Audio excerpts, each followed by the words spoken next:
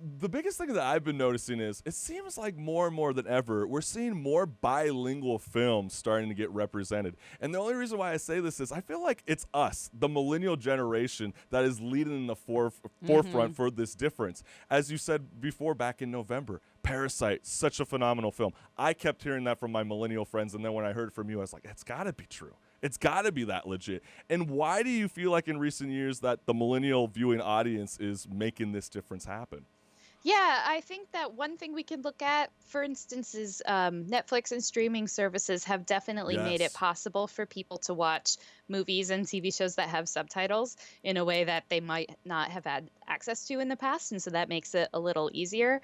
I don't know for certain that millennials are the reason there, or whether it's something to do with technology and with the world kind of getting smaller. But certainly they've been driving it, right? Roma was a big deal last year, and Right. that was partly because, it was a big deal because it was in Spanish and in like a indigenous language. And so I also think that we can look at the way that filmmakers like Bong Joon-ho, who does make accessible films Yes. that are in Korean, this matters. And he's been doing this for decades. And it's only recently that people have kind of gone and seen his films maybe in the theater and made them a hit. But I think that that's a big deal. And I think that perhaps younger people are more used to the world being smaller, right? Like Mm. we've lived in a smaller world our whole lives. And Hmm. so it doesn't seem foreign to us, right? It feels Right. more like, That oh, makes this is from somewhere sense. else.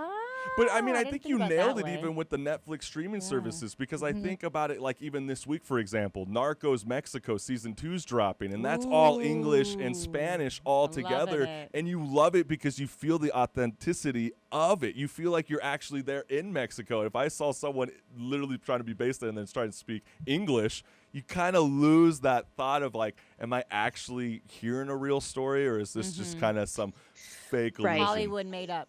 Right. Yeah. Well, and also there are more American stories being told that aren't in English. So we can look at The Farewell from this year. I've just Yes. seen Minari at Sundance, which I think is going to be another hit. It's very Mm. much an American story, but the language spoken for most of it is Korean.